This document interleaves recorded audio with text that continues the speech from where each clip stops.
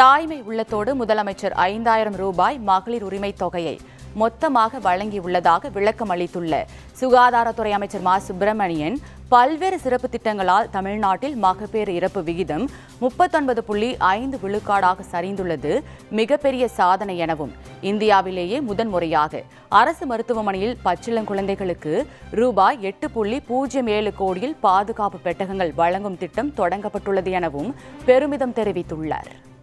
தேர்தல் நன்னடத்தை விதிமுறைகள் அமலில் இருக்கிறப்போ இந்த மாதம் 1000 ரூபா கொடுக்கக்கூடாதுன்னு கோர்ட்டுக்கு போகிறதுக்கு ரெடியாக வராங்க.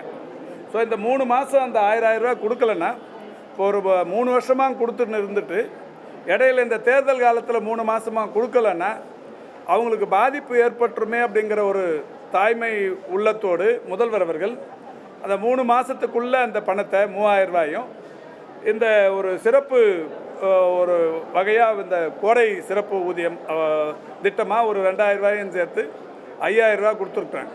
இதில் எல்லாருமே சந்தோஷப்படுறாங்க. மாண்புமிகு முதல்வர் அவர்களுடைய வழிகாட்டுதலோடு பல்வேறு சிறப்பு திட்டங்களினால் மகப்பேறு இறப்பு விகிதமும் குழந்தைகளின் மரண விகிதமும் தொடர்ச்சியாக குறைந்து வந்து கொண்டிருக்கிறது. இன்றைக்கு 24-25 39.5 சரிந்துள்ளது.